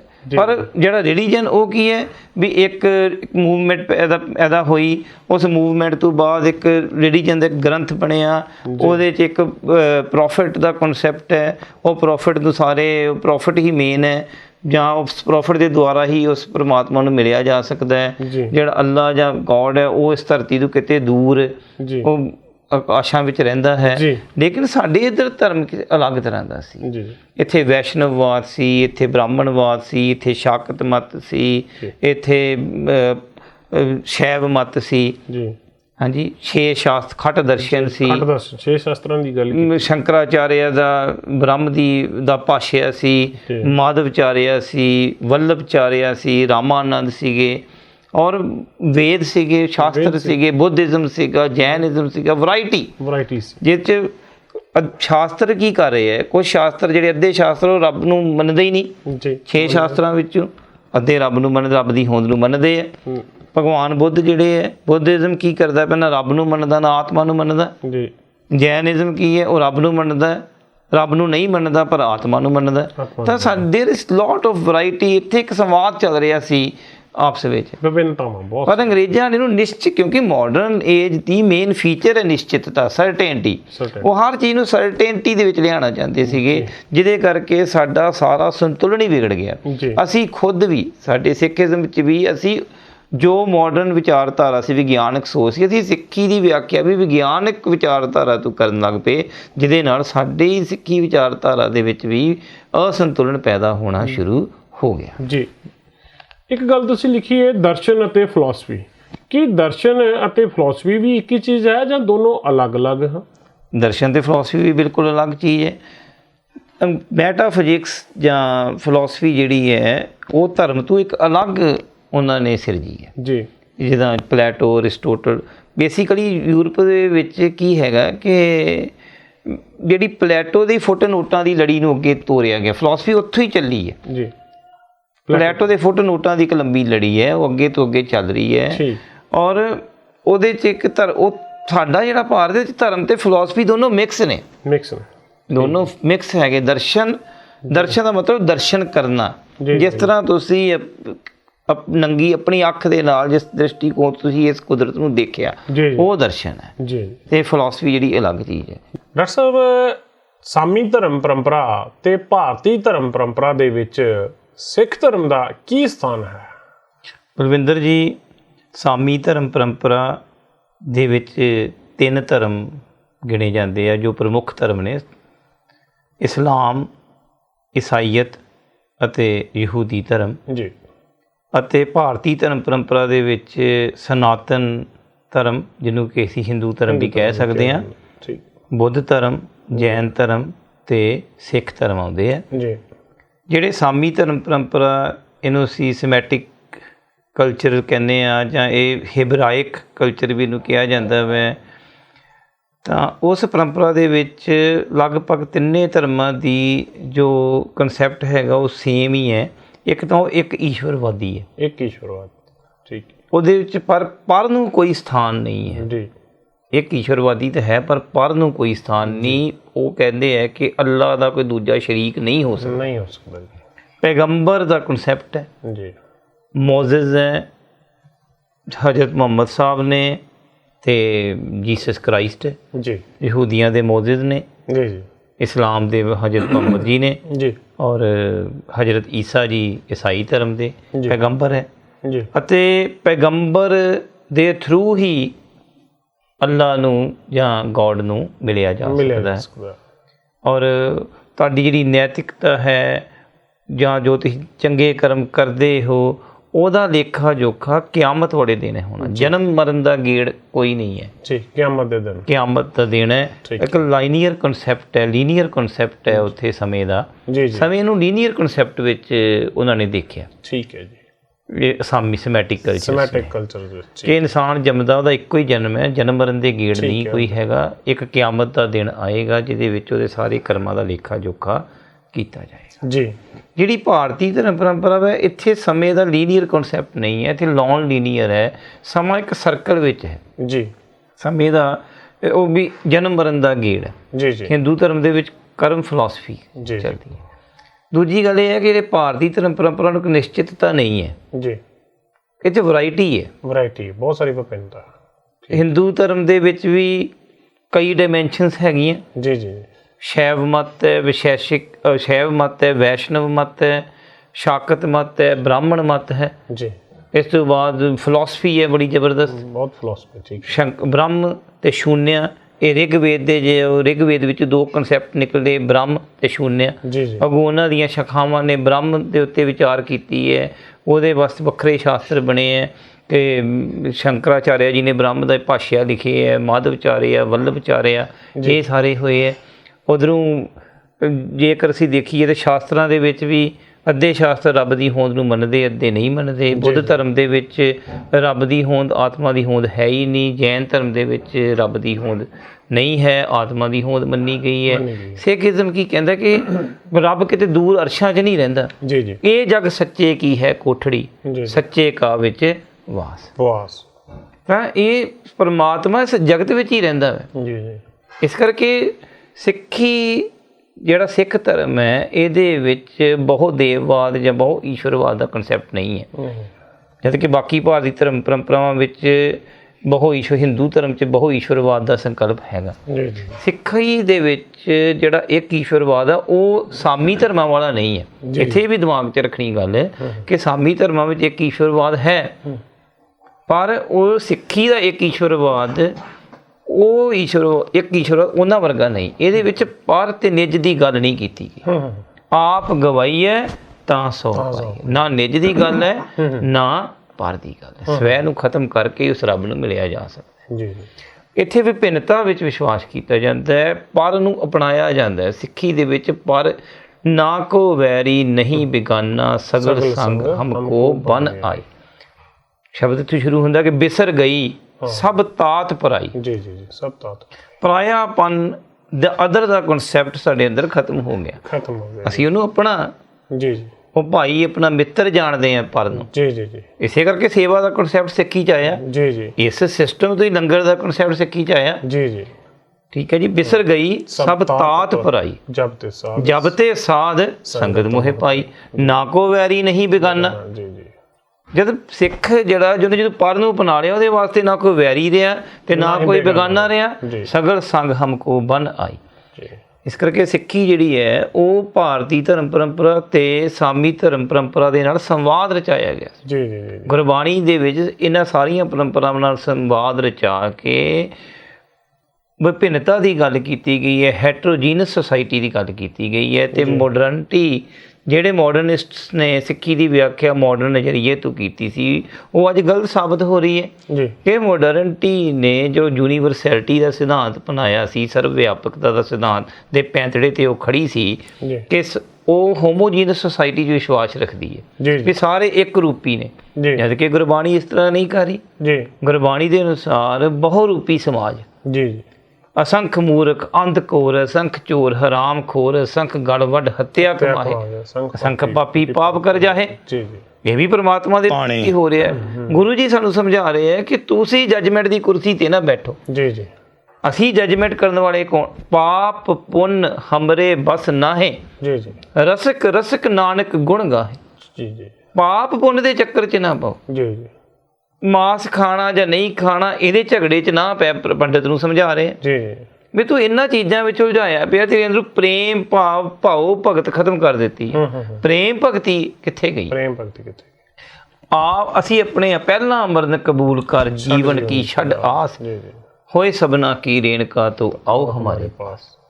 ਇਸ ਕਰਕੇ ਇਹ ਗੁਰੂ ਗ੍ਰੰਥ ਸਾਹਿਬ ਦੇ ਵਿੱਚ ਬਾਣੀ ਨੇ ਸਾਮੀ ਧਰਮ ਪਰੰਪਰਾ, ਭਾਰਤੀ ਧਰਮ ਪਰੰਪਰਾ ਨਾਲ ਸੰਵਾਦ ਰਚਾਉਂਦੇ ਹੋਏ ਪ੍ਰੇਮ ਦੀ ਗੱਲ ਕੀਤੀ। ਜਿਹੜਾ ਸਿੱਖੀ ਦਾ ਮਾਡਲ ਹਰਿਮੰਦਰ ਸਾਹਿਬ ਜਿਹੜਾ ਉਸਾਰਿਆ ਗਿਆ, ਤੁਸੀਂ ਉੱਥੋਂ ਦੇਖੋ ਦਰਬਾਰ ਸਾਹਿਬ ਇੱਕ ਇਹੋ ਜਿਹਾ ਸਵਰਨ ਮੰਦਰ ਹੈ ਪੂਰੀ ਦੁਨੀਆ ਵਿੱਚ ਕਿ ਇਹਦੀਆਂ ਪੌੜੀਆਂ ਥੱਲੇ ਨੂੰ ਜਾਂਦੀਆਂ। ਦੁਨੀਆ ਦੇ ਜਿੰਨੇ ਤੁਸੀਂ ਦੇਖੋ ਧਾਰਮਿਕ ਸਥਾਨ ਤੋਂ ਪੌੜੀਆਂ ਉੱਪਰ ਨੂੰ ਜਾਂਦੀਆਂ ਜੀ। ਇਹ ਇੱਕ ਇਹੋ ਜਿਹਾ ਧਰਮ ਸਥਾਨ ਹੈ ਜਿਹਦੇ 4 ਦਰਵਾਜ਼ੇ ਹੈ, ਉਹ ਪੌੜੀਆਂ ਥੱਲੇ ਨੂੰ ਜਾ ਰਹੀਆਂ। ਇਸ ਬੇਸ ਦੇ ਉੱਤੇ ਹੈ ਧਰ ਤਰਾਜੂ ਤੋਲੀ ਹੈ ਨਿਵੈਸ ਗੌਰਾ ਹੋਏ। ਇਹ ਤੇ ਕਹਿੰਦਾ ਜਿਹੜਾ ਭਾਰਾ ਹੈ ਨਾ ਉਹ ਨੀਵਾਂ ਹੁੰਦਾ ਜੀ ਜੀ, ਜਿਹਦੇ ਪੱਲੇ ਕੁਝ ਹੈ ਉਹ ਨੀਵਾਂ ਹੈ। ਤੇ ਨਿਮਰਤਾ ਦਾ ਸਿਧਾਂਤ ਦਿੱਤਾ ਗਿਆ ਜੀ ਜੀ, ਨਿਮਰਤਾ ਦਾ। ਤਾਂ ਦੂਜੇ ਨੰਬਰ ਤੇ ਅੱਲਾ ਤੇ ਰਾਮਦੇਵ ਨੂੰ ਕੋਈ ਵੱਖਰੇ ਵੱਖਰੇ ਚੀਜ਼ਾਂ ਨਹੀਂ ਮੰਨਿਆ ਗਿਆ, ਇਹ ਸਾਰੇ ਇੱਕ ਵੱਲ ਹੀ ਜਾਂਦੇ ਆ। ਤੁਸੀਂ ਦੇਖੋ 6 ਘਰ 6 ਗੁਰ 6 ਉਪਦੇਸ਼, ਜਿਹੜੇ 6 ਸਕੂਲਸ ਆਫ ਥਾਟ ਨੇ ਹਿੰਦੂਇਜ਼ਮ ਦੇ ਜੀ ਜੀ ਜੀ। ਗੁਰੂ ਨਾਨਕ ਦੇਵ ਜੀ ਦੀ ਗੱਲ ਕਰ ਰਹੇ ਹੈ ਜੀ ਜੀ। ਸਾਂਖ, ਵਿਸ਼ੇਸ਼ਿਕ, ਨਿਆਏ, ਯੋਗ, ਉੱਤਰ ਮੀਮਾਂਸਾ, ਪੂਰਵ ਮੀਮਾਂਸਾ, ਠੀਕ ਹੈ। ਇਹ 6 ਸਕੂਲ ਦਰਸ਼ਨ ਦੇ ਚੱਲ ਰਹੇ ਆ ਹਿੰਦੂਇਜ਼ਮ 'ਚ। 6 ਘਰ 6 ਗੁਰ 6 ਉਪਦੇਸ਼, ਗੁਰ ਗੁਰ ਏਕੋ ਵੇਦ ਅਨੇਕ। ਕਹਿੰਦੇ ਵੇਦ ਅਨੇਕ ਨੇ ਪਰ ਇਹਨਾਂ ਦੇ ਪਿੱਛੇ ਗੁਰ ਇੱਕ ਹੀ ਹੈ ਜੀ। ਬਾਬਾ ਜੈ ਘਰ ਕਰਤੇ ਕੀਰਤ ਹੋਏ, ਸੋ ਘਰ ਰਾਖ ਵਡਾਈ ਤੋਏ। ਭਾਵੇਂ ਕੋਈ ਆਸਤਿਕ ਹੈ, ਭਾਵੇਂ ਕੋਈ ਨਾਸਤਿਕ ਹੈ, ਭਾਵੇਂ ਕੋਈ ਕਿਸੇ ਤਰ੍ਹਾਂ, ਉਹ ਜੈ ਜੈਕਾਰ ਰੱਬ ਦੀ ਹੀ ਕਰ ਰਿਹਾ ਜੀ। ਉਹ ਹੈ ਰੱਬ ਦੇ ਭਾਣੇ ਵਿੱਚ ਹੀ ਹੈ, ਸਿਰਫ ਬੰਦੇ ਦੀ ਅੱਖ ਨੂੰ ਨਜ਼ਰ ਨਹੀਂ ਆ ਰਿਹਾ। ਬੰਦਾ ਉਹਨੂੰ ਪਾਪ ਪੁੰਨ 'ਚ, ਆਧੁਨਿਕਤਾ ਦੀ ਵੀ ਤਾਂ ਕੁਛ ਵਿਸ਼ੇਸ਼ਤਾ ਹੈ, ਉਹ ਬਾਈਨਰੀਜ਼ 'ਚ ਵੰਡਦਾ ਸਾਰਾ ਕੁਛ ਜੀ। ਹੈਵਸ ਹੈਵ ਨੋਟਸ ਜੀ। ਵਿਰੋਧ ਵਿਕਾਸ ਦੀ ਪ੍ਰਕਿਰਿਆ ਚੱਲਦੀ ਹੈ। ਆਧੁਨਿਕਤਾਵਾਦ ਕੀ ਕਹਿੰਦਾ ਕਿ ਸਮਾਜ ਜਿਹੜਾ ਹੈ ਪ੍ਰਗਤੀ ਕਿਵੇਂ ਕਰਦਾ, ਵਿਰੋਧ ਵਿਕਾਸ ਦੀ ਪ੍ਰਕਿਰਿਆ 'ਚੋਂ। ਗੁਰਬਾਣੀ ਨਹੀਂ ਇਸ ਤਰ੍ਹਾਂ ਕਹਿੰਦੀ, ਗੁਰਬਾਣੀ ਕਹਿ ਰਹੀ ਹੈ ਕਿ ਹੁਕਮ ਵਿੱਚ ਸਾਰਾ ਕੁਝ ਹੋ ਰਿਹਾ ਜੀ। ਠੀਕ ਹੈ ਜੀ। ਹੁਣ ਉਹ ਕਹਿੰਦੇ ਸੂਰਜ ਇੱਕ ਵਿਸੂਏ ਚਸਿਆ ਘੜੀਆਂ ਪਹਿਰਾਂ ਥਿੱਤੀ ਵਾਰੀ ਮਾਹੋ ਹੋਆ। ਸੂਰਜ ਏਕੋ ਰੁੱਤ ਅਨੇਕ ਨਾਨਕ ਕਰਤੇ ਕੇ ਕੀਤੇ ਵੇ ਜੀ। ਗੁਰੂ ਅਰਜਨ ਦੇਵ ਜੀ ਫਰਮਾਉਂਦੇ ਨੇ ਕਰਨ ਕਾਰਨ ਕਰੀਮ ਸਰਬ ਪ੍ਰਤਿਪਾਦ ਰਹੀਮ ਅੱਲਾਹ ਅਲਖ ਅਪਾਰ ਖੁਦ ਖੁਦਾਏ ਵੱਡ ਬੇਸ਼ੁਮਾਰ। ਓਮ ਨਮੋ ਭਗਵੰਤ ਗੁਸਾਈ ਖਾਲਕ ਰਬ ਰਹਿਆ ਸਰਬ ਠਾਈ ਰਹਾਓ। ਜਗਨਨਾਥ ਜਗਜੀਵਨ ਮਾਧੋ ਭਉ ਭੰਜਨ ਰਿਦ ਮਾਹੇ ਅਰਾਧੋ। ਰਿਖਕੇਸ਼ ਗੋਪਾਲ ਗੋਵਿੰਦ ਪੂਰਨ ਸਰਬਤਰ ਮੁਕੰਦ। ਮਿਹਰਵਾਨ ਮੌਲਾ ਤੂੰ ਹੀ ਏਕ ਪੀਰ ਪੈਗੰਬਰ ਸੇਖ। ਦਿਲਾਂ ਕਾ ਮਾਲਕ ਕਰੇ ਹਾਕ ਕੁਰਾਨ ਕਤੇਬ ਤੇ ਪਾਕ। ਨਾਰਾਇਣ ਨਰ ਹਰ ਦਇਆਲ ਰਮਤ ਰਾਮ ਘਟ ਘਟ ਆਧਾਰ। ਬਾਸਦੇਵ ਬਸਤ ਸਭ ਠਾਏ ਲੀਲਾ ਕਿਛ ਲਖੀ ਨਾ ਜਾਏ। ਮਿਹਰ ਦਇਆ ਕਰ ਕਰਨੈ ਹਾਰ ਭਗਤ ਬੰਦਗੀ ਦੇਹ ਸਿਰਜਨਹਾਰ। ਕਹੋ ਨਾਨਕ ਗੁਰ ਖੋਏ ਭਰਮ ਏਕੋ ਅੱਲਾਹ ਪਾਰ ਬ੍ਰਹਮ ਜੀ। ਇਹ ਤੇ ਭਰਮ ਦੀ ਦ੍ਰਿਸ਼ਟੀ ਕਰਕੇ ਅੱਲਾਹ ਤੇ ਪਾਰ ਬ੍ਰਹਮ ਅਲੱਗ ਅਲੱਗ ਨਜ਼ਰ ਆ ਰਹੇ ਆ। ਗੁਰੂ ਜੀ ਫਰਮਾ ਰਹੇ ਹੈ ਕਿ ਅੱਲਾਹ ਦੇ ਪਾਰ ਬ੍ਰਹਮ ਇੱਕੋ ਹੀ ਹੈ, ਸਿਰਫ ਸਾਡੀ ਦੇਖਣ ਦੇ ਨਜ਼ਰੀਏ ਦੇ ਵਿੱਚ ਫਰਕ ਹੈ। ਸਿੱਖੀ ਨੇ ਇਸ ਗੱਲ ਨੂੰ ਇਸ ਕਰਕੇ ਸਿੱਖੀ ਦੇ ਵਿੱਚ ਇੱਕ ਨਿਆਰਾਪਨ ਹੈ। ਇਹ ਸਿੱਖੀ ਦੀ ਮੌਲਿਕਤਾ, ਕਿਉਂਕਿ ਇਹਦੇ ਵਿੱਚ ਸੰਵਾਦੀ ਅਤੇ ਸੰਜੋਗੀ ਪ੍ਰਵਿਰਤੀ ਹੈ। ਇਹ ਵਿਕਾਸ ਦੇ ਨਾਲ ਨਾਲ ਵਿਗਾਸ ਵੱਲ ਦੀ ਗੱਲ ਕਰਦੀ ਹੈ। ਨਾਨਕ ਭਗਤਾਂ ਸਦਾ ਵਿਗਾਸ, ਅੰਦਰੂਨੀ ਖੇੜਾ। ਵਿਗਾਸ ਤੋਂ ਬਾਅਦ ਫਿਰ ਵਿਸਮਾਦ ਦੀ ਅਵਸਥਾ ਹੈ। ਵਿਸਮਾਦ ਨਾਦ, ਵਿਸਮਾਦ ਭੇਦ, ਡਿਫਰੈਂਸ, ਅੰਤਰ। ਤੁਹਾਡਾ ਅੰਤਰ ਮੇਰਾ ਅੰਤਰ ਬਰਕਰਾਰ ਰਹਿਣਾ ਚਾਹੀਦਾ, ਪਰ ਅਸੀਂ ਸਪੇਖਕ ਤੌਰ 'ਤੇ ਜੁੜੇ ਰਹਿਣੇ ਚਾਹੀਦੇ। ਸਾਡੀ ਆਜ਼ਾਦੀ ਵੀ ਬਰਕਰਾਰ ਰਹੇ ਅਤੇ ਅਸੀਂ ਇੱਕ ਦੂਜੇ ਨਾਲ ਸੰਬੰਧ ਵੀ ਰੱਖੀਏ। ਗੁਰਬਾਣੀ ਇਸ ਗੱਲ ਦੀ ਵਿਆਖਿਆ ਕਰਦੀ ਹੈ, ਸਿੱਖ ਪੰਥ ਇਸ ਗੱਲ ਦੀ ਵਿਆਖਿਆ ਕਰ। ਡਾਕਟਰ ਸਾਹਿਬ, ਤੀਸਰੇ ਮਿਲੇਨੀਅਮ ਦੇ ਵਿੱਚ ਤੀਸਰੇ ਬਦਲ ਵਜੋਂ ਨਵੀਂ ਜੋ ਵਿਸ਼ਵ ਸੱਭਿਅਤਾ ਸਿਰਜਣ ਦੇ ਵਿੱਚ ਖਾਲਸਾ ਪੰਥ ਦਾ ਕੀ ਯੋਗਦਾਨ ਹੈ? ਬਲਵਿੰਦਰ ਜੀ, ਬਹੁਤ ਵਧੀਆ ਸਵਾਲ ਹੈ ਕਿ ਅਸੀਂ 21ਵੀਂ ਸਦੀ ਦੇ ਨਾਲ ਨਾਲ ਤੀਸਰੇ ਮਿਲੇਨੀਅਮ ਦੇ ਵਿੱਚ ਵੀ ਪ੍ਰਵੇਸ਼ ਕੀਤਾ ਹੈ ਜੀ। ਔਰ ਇਸ ਤੀਸਰੇ ਮਿਲੇਨੀਅਮ ਦੇ ਵਿੱਚ ਜੋ ਸਾਨੂੰ 20ਵੀਂ ਸਦੀ ਵਿੱਚ ਇੱਕ ਆਧੁਨਿਕਤਾ ਨੇ ਇੱਕ ਰਾਹ ਦਿੱਤਾ ਸੀਗਾ ਕਿ ਇਸ ਤੋਂ ਬਾਅਦ ਹੁਣ ਆਧੁਨਿਕਤਾ ਤੋਂ ਬਾਅਦ ਕੋਈ ਹੈ ਹੀ ਨਹੀਂ ਗੱਲ ਕਿ ਨੇਸ਼ਨ ਸਟੇਟ ਦੀ ਧਾਰਨਾ ਹੀ ਇੱਕ ਸਰਵਉੱਚ ਧਾਰਨਾ ਹੈ। ਇਸ ਤੋਂ ਬਾਅਦ ਇਤਿਹਾਸ ਖਤਮ ਹੋ ਜਾਂਦਾ ਹੈ। ਇਸ ਤੋਂ ਬਾਅਦ ਦੁਨੀਆ ਰੁਕ ਜਾਂਦੀ ਹੈ। ਉਦਾਰਵਾਦੀ ਲੋਕਤੰਤਰ ਹੀ ਇੱਕ ਲਾਸਟ ਜੋ ਮਨੁੱਖ ਦੀ ਕਾਢ ਹੈ ਕਿ ਉਦਾਰਵਾਦੀ ਲੋਕਤੰਤਰ ਹੀ ਹੈ ਜੋ ਮਨੁੱਖ ਨੂੰ ਉਹਦੇ ਹੱਕ ਦਿਵਾ ਸਕਦਾ, ਮਨੁੱਖ ਨੂੰ ਸੁਤੰਤਰ ਢੰਗ ਨਾਲ ਜੀਣਾ ਸਿਖਾ ਸਕਦਾ, ਉਹਦੇ ਵਾਸਤੇ ਇੱਕ ਸੁਤੰਤਰ ਵਾਤਾਵਰਨ ਪੈਦਾ ਕਰਦਾ ਹੈ। ਉਦਾਰਵਾਦੀ ਲੋਕਤੰਤਰ ਹੀ ਲਾਸਟ ਗੱਲ ਮੰਨ ਲਈ ਗਈ। ਪਰੰਤੂ 20ਵੀਂ ਸਦੀ ਦੇ ਅੰਤ ਹੁੰਦੇ ਤੱਕ ਪੂੰਜੀਵਾਦ ਅਤੇ ਸਮਾਜਵਾਦ ਦੋਨੋਂ ਮਾਡਲਾਂ ਤੋਂ ਜੋ ਫਿਲਾਸਫਰ ਸੀਗੇ, ਜੋ ਚਿੰਤਕ ਸੀਗੇ, ਉਹਨਾਂ ਨੂੰ ਲੱਗਾ ਕਿ ਇਹਨਾਂ ਨੇ ਸਾਨੂੰ ਧੋਖਾ ਕੀਤਾ ਹੈ। ਇਹਨਾਂ ਨੇ ਪ੍ਰਗਤੀ ਦੀ ਜੋ ਮਿੱਥ ਸਿਰਜੀ ਸੀ ਉਹ ਤਾਂ ਕੁਛ ਵੀ ਨਹੀਂ ਬਾਅਦ ਵਿੱਚ ਨਿਕਲਿਆ। ਮੁਕਤੀ ਤਾਂ ਹੋਈ ਨਹੀਂ ਕਿਸੇ ਨੂੰ, ਮਨੁੱਖ ਤਾਂ ਪਹਿਲਾਂ ਨਾਲੋਂ ਵੀ ਵੱਧ ਗੁਲਾਮ ਹੋ ਗਿਆ। ਤਾਂ ਹੁਣ ਇੱਕ ਕਸ਼ਮਕਸ਼ ਚੱਲ ਪਈ, ਥਿਊਰੀ ਦੀ ਭਾਲ ਜਾਰੀ ਹੋ ਗਈ ਜੀ। ਟੈਰੀ ਈਗਲਟਨ ਕਹਿੰਦਾ ਵੀ ਥਿਊਰੀ ਜਿੱਥੇ ਮਾਨਵਕੀ ਨੂੰ ਸੰਕਟ ਹੈ, ਜਿੱਥੇ ਮਨੁੱਖਤਾ ਨੂੰ ਸੰਕਟ, ਉੱਥੇ ਥਿਊਰੀ ਜਨਮ ਲੈਂਦੀ ਹੈ ਜੀ। ਤਾਂ ਥਿਊਰੀ ਹੁਣ ਮੁੱਕਣ ਦਾ ਨਾਂ ਨਹੀਂ ਲੈ ਰਹੀ। ਨਵੀਆਂ ਚਿੰਤਨ ਧਾਰਾਵਾਂ ਯੂਰਪ ਵਿੱਚ ਬੌਧਿਕ ਲਹਿਰਾਂ ਚੱਲੀਆਂ ਨੇ ਔਰ ਇਹ ਬੌਧਿਕ ਲਹਿਰਾਂ ਨਵੀਆਂ ਤੋਂ ਨਵੀਆਂ ਪੈਦਾ ਹੋ ਰਹੀਆਂ ਔਰ ਤੀਸਰੇ ਬਦਲ ਦੀ ਤਲਾਸ਼ ਕੀਤੀ ਜਾ ਰਹੀ ਹੈ, ਕਿਉਂਕਿ ਪੂੰਜੀਵਾਦ ਅਤੇ ਸਮਾਜਵਾਦ ਦੋਨਾਂ ਨੇ ਫਾਸ਼ੀਵਾਦੀ ਸਮਾਜਾਂ ਨੂੰ ਜਨਮ ਦਿੱਤਾ ਹੈ।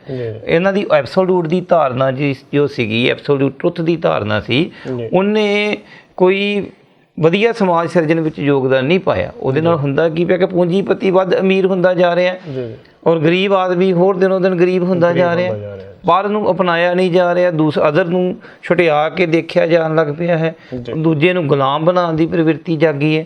ਤਾਂ ਇਹਦੇ ਵਿੱਚ ਹੁਣ ਖਾਲਸਾ ਪੰਥ ਨੂੰ ਤੀਸਰੇ ਬੱਦਰ ਵਜੋਂ ਕਿਵੇਂ ਪੇਸ਼ ਕੀਤਾ ਜਾਵੇ, ਜਾਂ ਖਾਲਸਾ ਪੰਥ ਦੀ ਕੀ ਮੌਲਿਕਤਾ ਹੈ, ਖਾਲਸਾ ਪੰਥ ਦੇ ਅੰਦਰ ਕੀ ਵਿਲੱਖਣਤਾ ਹੈ ਕਿ ਉਹਨੂੰ ਤੀਸਰੇ ਬੱਦਰ ਵਜੋਂ ਪੇਸ਼ ਕੀਤਾ ਜਾ ਸਕੇ ਤਾਂ ਜੋ ਵਿਸ਼ਵ ਦੀ ਨਵੀਂ ਸੱਭਿਅਤਾ ਸਿਰਜੀ ਜਾ ਸਕੇ।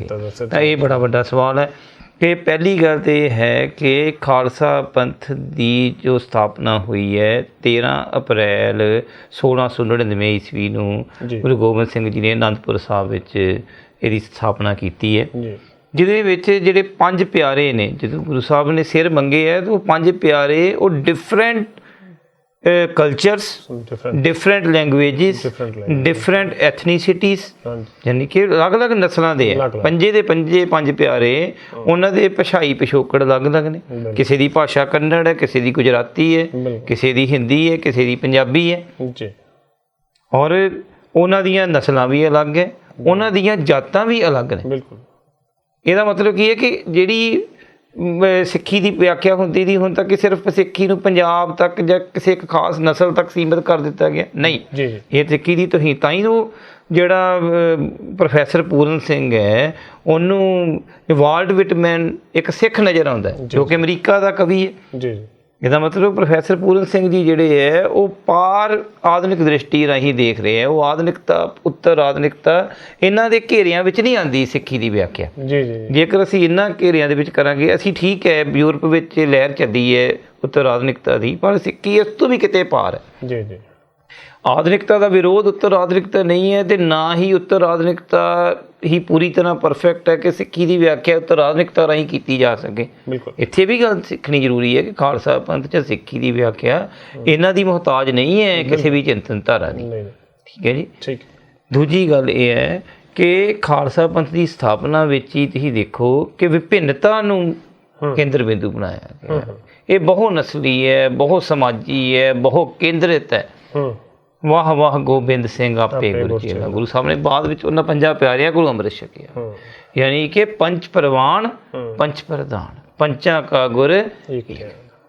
ਤਾਂ ਕਹਿਣ ਦਾ ਭਾਵ ਕੀ ਹੈਗਾ ਹੈ ਕਿ ਖਾਲਸਾ ਪੰਥ ਜੋ ਅੱਜ ਦੀ ਜੋ ਪ੍ਰਗਤੀ ਦੀ ਮਿੱਥ ਟੁੱਟੀ ਹੈ, ਜੋ ਪੂੰਜੀਵਾਦ ਅਤੇ ਸਮਾਜਵਾਦ ਨੇ ਦਿੱਤੀ ਸੀ, ਪੂੰਜੀਵਾਦੀ ਮਾਡਲ ਅਤੇ ਸਮਾਜਵਾਦੀ ਮਾਡਲ ਮਨੁੱਖ ਨੂੰ ਮੁਕਤੀ ਦੇਣ ਵਿੱਚ ਅਸਫਲ ਹੋਏ ਹੈ, ਤਾਂ ਖਾਲਸਾ ਪੰਥ ਦਾ ਜਿਹੜਾ ਮਾਡਲ ਹੈ ਮੈਨੂੰ ਇੱਕ ਤੀਸਰੇ ਬਦਲ ਵਜੋਂ ਲੱਗਦਾ ਕਿ ਤੀਸਰੇ ਮਿਲੇਨੀਅਮ ਵਿੱਚ ਜੋ ਨਵੀਂ ਵਿਸ਼ਵ ਸੱਭਿਅਤਾ ਸਿਰਜੀ ਜਾਏਗੀ ਉਹ ਹੀਟਰੋਜੀਨਸ ਸਮਾਜ ਹੋਏਗਾ, ਉਹ ਕੌਨਫੈਡਰੇਸ਼ਨ ਦਾ ਸਮਾਜ ਹੋਏਗਾ, ਜਿਹਦੇ ਵਿੱਚ ਸਾਰੇ ਸਮਾਜਾਂ ਨੂੰ ਆਪਣੇ ਆਪਣੇ ਢੰਗ ਨਾਲ ਜੀਣ ਦੀ ਆਜ਼ਾਦੀ ਹੋਏਗੀ। ਸਾਰਾ ਇਨਸਾਨ ਭਾਵੇਂ ਉਹ ਛੋਟਾ ਜਿਹਾ ਗਰੁੱਪ ਹੈ, ਭਾਵੇਂ ਉਹ ਇਕੱਲਾ ਹੀ ਇਨਸਾਨ ਹੈ, ਜੇਕਰ ਉਹਦੇ ਵਿਚਾਰ ਦੁਨੀਆ ਤੋਂ ਅਲੱਗ ਹੈ, ਨਿਆਰੇ ਹੈ, ਮੌਲਿਕ ਹੈ, ਤਾਂ ਉਹਨਾਂ ਨੂੰ ਵੀ ਮਾਨਤਾ ਦਿੱਤੀ ਜਾਵੇਗੀ। ਉਹ ਕੋਈ ਅਸੀਂ ਸਾਰਿਆਂ ਨੂੰ ਇੱਕ ਥਾਂ 'ਤੇ ਸਮਿਲਿਤ ਨਹੀਂ ਕਰਨਾ। ਜਿਸ ਤਰ੍ਹਾਂ ਸੰਤਰਾ ਹੁੰਦਾ, ਸੰਤਰੇ ਦੀਆਂ ਫਾੜੀਆਂ ਅਲੱਗ-ਅਲੱਗ ਹੁੰਦੇ ਹੋਏ ਵੀ ਉਹ ਇੱਕ ਨੇ, ਬਾਹਰੋਂ ਜੁੜਿਆ ਹੋਇਆ। ਭਾਵੇਂ ਜਦੋਂ ਸੰਤਰੇ ਨੂੰ ਛਿੱਲਦੇ ਹਾਂ ਤਾਂ ਉਹ ਅਲੱਗ-ਅਲੱਗ ਹੋ ਜਾਂਦੀਆਂ। ਖੇਲ ਅਖੇਲ ਖੇਲਣ ਅੰਤ ਕੋ ਫਿਰ ਏਕ। ਇਹ ਗੁਰਬਾਣੀ ਦੀ ਜੋ ਵਿਆਖਿਆ ਸੀ ਉਹਨੂੰ ਪ੍ਰੈਕਟੀਕਲੀ ਰੂਪ ਦਿੱਤਾ, ਸਿੱਖੀ ਸੰਸਥਾ ਬਣਾਈ, ਕਿਉਂਕਿ ਕੋਈ ਵੀ ਵਿਚਾਰਧਾਰਾ ਉਹ ਪ੍ਰੈਕਟੀਕਲ ਰੂਪ ਵਿੱਚ ਸਮਾਜ ਵਿੱਚ ਕਦੋਂ ਆਉਂਦੀ ਹੈ, ਜਦੋਂ ਸਮਾਜਿਕ ਸੰਸਥਾਵਾਂ ਬਣਦੀਆਂ। ਜਿਹੜੀ ਸੈਕੂਲਰਿਜ਼ਮ ਦੀ ਵਿਚਾਰਧਾਰਾ ਸੀ, ਉਦਾਰਵਾਦੀ ਲੋਕਤੰਤਰ ਦੀ ਵਿਚਾਰਧਾਰਾ ਸੀ, ਇਹਨੇ ਤਰਕ ਦੇ ਆਧਾਰ ਤੇ ਸੰਸਥਾਵਾਂ ਘੜੀਆਂ। ਜੀ ਤਰਕ ਵਿਵੇਕ ਜਿੰਨਾ ਸਾਡਾ ਹੁਣ ਐਜੂਕੇਸ਼ਨ ਸਿਸਟਮ ਹੈ, ਜਿੰਨੀਆਂ ਸਾਡੀਆਂ ਲੋਕਤੰਤਰੀ ਸੰਸਥਾਵਾਂ ਨੇ, ਉਹ ਲੌਜਿਕ ਬੇਸਡ ਸੰਸਥਾਵਾਂ ਨੇ। ਬਿਲਕੁਲ ਬਿਲਕੁਲ। ਸਿੱਖੀ ਸੰਸਥਾ ਕਿਹੋ ਜੀ ਬਣਾਈ ਗਈ ਕਿ 5 ਪਿਆਰੇ ਜੀ ਵੀ 5 ਇੱਕ ਬੰਦਾ ਤੇ ਐਬਸੋਲੂਟਲੀ ਜਾਂ ਤਾਨਾਸ਼ਾਹ ਬਣ ਸਕਦਾ ਹੈ, ਜੀ ਤਾਂ 5 ਪਿਆਰੇ ਜਿਹੜੇ ਆ ਉਹ ਪੰਜ ਪ੍ਰਵਾਨ ਪੰਚ ਪ੍ਰਧਾਨ। ਜੀ ਤਾਂ ਉਹ ਇੱਕ ਸਿੱਖੀ ਸੰਸਥਾ ਜਿਹੜੀਆਂ ਸੰਸਥਾਵਾਂ ਨੂੰ ਜਨਮ ਦਿੱਤਾ ਗਿਆ, ਖਾਲਸਾ ਸੰਸਥਾ ਬਣੀ। ਬਿਲਕੁਲ। ਖਾਲਸਾ ਜਿਹੜਾ ਹੈ ਉਹ ਬਹੁ ਕੇਂਦਰਤਾ ਵਿੱਚ ਵਿਸ਼ਵਾਸ ਰੱਖਦਾ ਹੈ। ਖਾਲਸਾ ਆਪਣੀ ਇੱਕ ਸਰਵਵਿਆਪੀ ਵਿਚਾਰਧਾਰਾ ਵਿੱਚ ਵਿਸ਼ਵਾਸ ਨਹੀਂ ਰੱਖਦਾ, ਉਹ ਵਿਭਿੰਨਤਾ ਦੇ ਵਿੱਚ ਵਿਸ਼ਵਾਸ ਰੱਖਦਾ ਹੈ, ਉਹ ਹੀਟਰੋਜੀਨੀਅਸ ਸੋਸਾਇਟੀ ਵਿੱਚ ਵਿਸ਼ਵਾਸ ਰੱਖਦਾ ਹੈ। ਇਸ ਕਰਕੇ ਮੈਂ ਸਮਝਦਾ ਹਾਂ ਕਿ ਖਾਲਸਾ ਪੰਥ ਨੂੰ ਨਵੀਂ ਵਿਸ਼ਵ ਸੱਭਿਅਤਾ ਸਿਰਜਣ ਵਿੱਚ ਤੀਸਰੇ ਬਦਲ ਵਜੋਂ ਦੇਖਿਆ ਜਾਣਾ ਚਾਹੀਦਾ ਹੈ। ਧੰਨਵਾਦ ਜੀ। ਇਹ ਸਨ ਡਾਕਟਰ ਸਰਬਜੋਤ ਸਿੰਘ ਜੀ, ਇਹ ਅੱਜ ਸਾਡੇ ਸਟੂਡੀਓ ਵਿੱਚ ਆਏ, ਇਹਨਾਂ ਨੇ ਆਪਣਾ ਵਡਮੁੱਲਾ ਸਮਾਂ ਸਾਨੂੰ ਦਿੱਤਾ। ਮੈਂ ਆਸ ਕਰਦਾ ਕਿ ਸਾਰੇ ਹੀ ਦਰਸ਼ਕ ਇਸ ਅੱਜ ਦੀ ਇੰਟਰਵਿਊ ਨੂੰ ਧਿਆਨ ਨਾਲ ਸੋਚਣਗੇ, ਸਮਝਣਗੇ ਅਤੇ ਇਸ ਦਾ ਲਾਭ ਉਠਾਉਣਗੇ। ਇਸ ਦੇ ਨਾਲ ਵੱਖ-ਵੱਖ ਕਾਲਜਾਂ ਅਤੇ ਯੂਨੀਵਰਸਿਟੀਆਂ ਵਿੱਚ ਪੜ੍ਹ ਰਹੇ ਜਾਂ ਪਾਠਕ ਜਾਂ ਚਿੰਤਕ ਵੀ ਇਸ ਇੰਟਰਵਿਊ ਦਾ ਲਾਭ ਲੈਣਗੇ। ਹੁਣ ਮੈਨੂੰ ਦਿਓ ਇਜਾਜ਼ਤ। ਇਸ ਦੇ ਨਾਲ ਹੀ ਅੱਜ ਦੀ ਇੰਟਰਵਿਊ ਸਮਾਪਤ ਹੁੰਦੀ ਹੈ। ਵਾਹਿਗੁਰੂ ਜੀ ਕਾ ਖਾਲਸਾ, ਵਾਹਿਗੁਰੂ ਜੀ ਕੀ